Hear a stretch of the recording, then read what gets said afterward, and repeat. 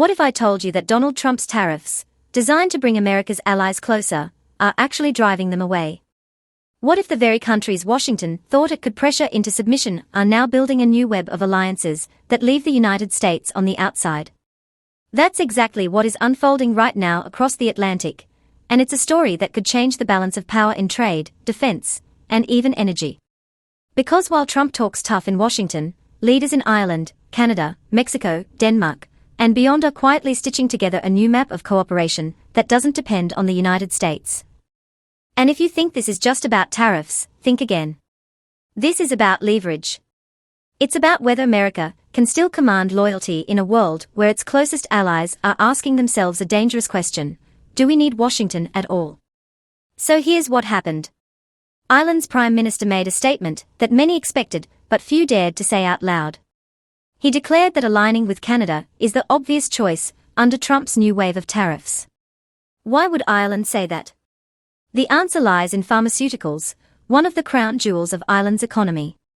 Trump just announced a 100% tariff on branded pharmaceutical drugs unless companies build plants in the United States. For Ireland, a country that exports tens of billions worth of medicines every year, that's a gut punch. But instead of pleading with Washington for relief, Dublin is pivoting. They've pledged to formally ratify their trade deal with Canada this year, and even plan a high-level trade mission across the Atlantic. And if you think this is just a symbolic gesture, think again.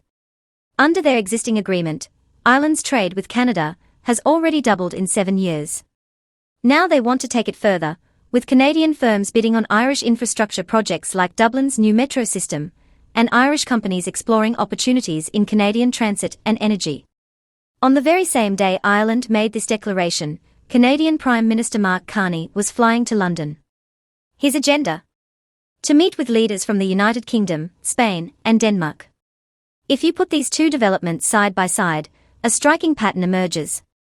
Trump's tariffs, meant to bring allies closer, are instead pushing them into Canada's arms. And here's the bigger picture. The European Union already has a 15% ceiling on auto exports to the US, and with Trump adding charges on heavy trucks, furniture, and now pharmaceuticals, Europe sees Washington as unpredictable. Predictability is the lifeblood of trade. And right now, predictability lives in Canada. This is why Ireland's pivot matters so much. By declaring that Canada is the obvious choice, Ireland has given political cover to other European countries thinking the same thing. And with Ireland set to hold the EU Council presidency in late 2026, that message carries even more weight. Imagine Canada suddenly having a friend with influence inside the European Union at precisely the moment Washington's tariff war is shaking alliances. That's leverage of a different kind, and it's not in America's hands. But this isn't just a European story. Because while Carney is courting allies in London and Berlin, he is also remapping North America. Remember Trump's original goal? To use tariffs on steel, aluminum, copper, and countless other imports to corner Canada and force Ottawa into concessions. Instead, Canada has signed a strategic partnership with Mexico. Carney's whirlwind trip to Mexico City lasted just 36 hours, but it produced a comprehensive pact covering infrastructure, agriculture, energy, and even joint action against organized crime. The symbolism is powerful. Trump's tariffs were supposed to split Ottawa and Mexico City. Instead, they've pushed them together. Why does that matter? Think about agriculture. Canadian canola farmers have been hammered by the loss of Chinese demand. Mexico's growing biofuel sector offers them a new lifeline. Infrastructure is another piece. Canada has long struggled to move its oil, gas, and minerals efficiently. Partnering with Mexico on ports, rail, and energy corridors could finally change that. And the timing is no accident. Both Canada and Mexico are preparing for the 2026 review of the North American Trade Agreement, and both know Trump views it with suspicion. If Washington tries to weaponize tariffs again, Ottawa and Mexico City now have a stronger hand to play together. And this is where irony turns into strategy.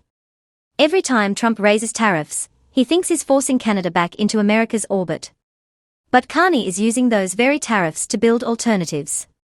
With Mexico, with Ireland, with Germany, with Denmark, and even in the Arctic. That brings us to one of the most surprising twists of all.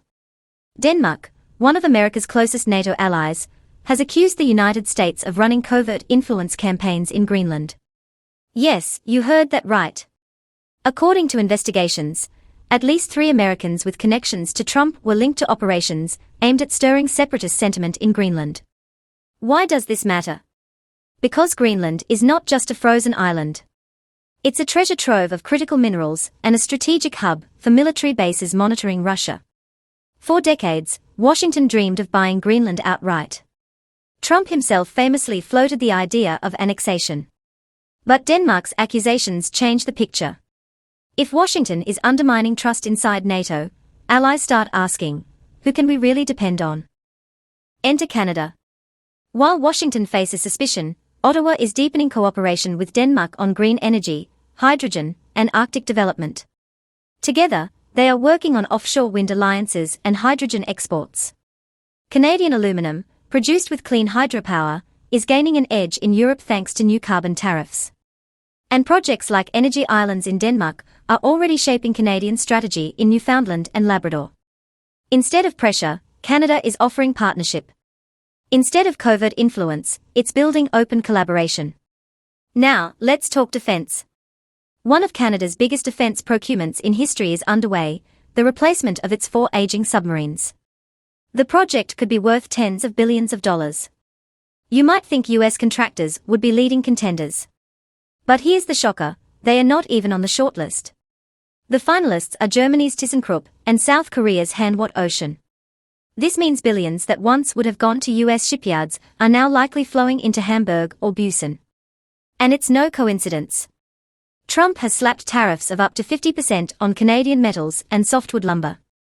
Ottawa's response is clear, if Washington treats us like an adversary in trade, don't expect us to reward you in defense. This submarine deal isn't an isolated event.